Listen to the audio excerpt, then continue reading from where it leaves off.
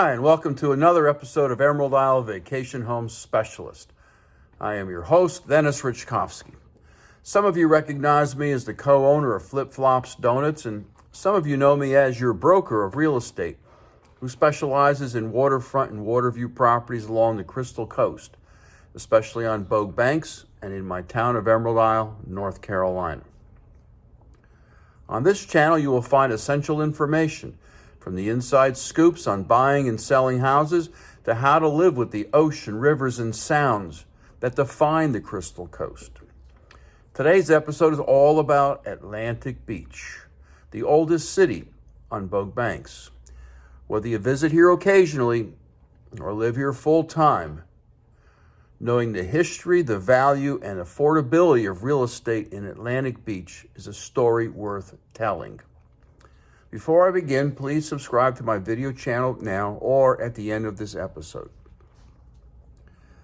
The resort that is now Atlantic Beach, North Carolina, was first visualized in the 1870s by Appleton Oaksmith, who wanted to build a resort on the eastern end of Bogue Banks. His first choice, Fort Macon, was unsuccessful. He then turned his attention to the area which now comprises all of Atlantic Beach and a portion of eastern Pine Knoll shores. Oaksmith was not able to achieve his dream, for on July 4th, 1879, he lost 4 of his daughters in a tragic accident and lost the will to fulfill his dream. It remained for John J. Royal of Morehead City and Winfield Chadwick of Beaufort to begin the construction of Oaksmith's dream. In 1887, they built the first bathing house on Bogue Banks in the location of present-day Club Colony. They had a ready-made clientele unavailable to Oaksmith, the patrons of the new Atlantic Hotel across Bogue Banks in Morehead City. Many of its guests desired to bathe in the ocean surf, but there was no bathing house. So Royal and Chadwick provided one, and the resort of Atlantic Beach was begun. Patrons of the hotel flocked to the newly accessible beach in droves, and a brisk ferry trade to the banks ensued. In 1898, Royal and Chadwick split their holdings. Royal then built his own beach bathhouse on a much grander scale in the location of the late lamented Sportsman's Pier. This was the beginning of the development that was eventually known as Money Island Beach. In 1926, a group of Morehead City and Beaufort investors formed 2 corporations, one to buy land and develop a new resort on Bogue Banks, and the other to build a modern bridge across Bogue Sound to this new development. By the summer of 1928, both goals had been achieved, and the new Atlantic Beach opened for business. This new resort was located west of the Royal Bathhouse in an area that became known as the Circle. The Circle was more of a triangle, however, with the legs being the present-day east and west drives. Initially, the project contained 2 bathhouses, one for women and the other for men, separated by a large ballroom-style dance house called the Pavilion. All structures were Oriental in design, and the entire complex was referred to as the Pagoda.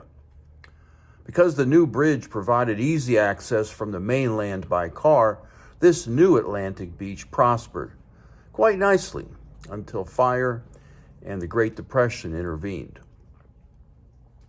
A few years later, construction was begun on the Atlantic Beach Hotel, the first hotel on Bogue Banks. It was located on the western base of the Circle at the site of the present-day Crab's Claw restaurant. About the same time, in the middle 1930s, the land adjacent to the so-called Circle was platted with lots, and streets were built out to the east and the west of the Circle. The streets running east-west were called boulevards, and named for local geographical features. And those running north and south were called avenues and named in honor of towns and cities in North Carolina.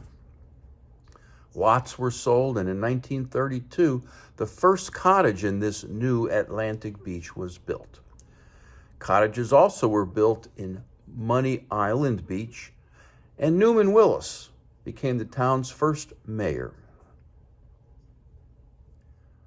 After World War II, J.C. Sherrill owned and operated Anchor Green Enterprises, an amusement park better known as the Circle in Atlantic Beach, along with his father. From its start in 1957 to the early 1980s, the park had a miniature carpet golf course and bumper cars on the west leg of the so-called Circle. The east side had rides like a merry-go-round, tilt-a-whirl, the Ferris wheel, the Scrambler, the Paratrooper, and the squirrel cages, along with food concessions like cotton candy, popcorn peanuts, and candy apples.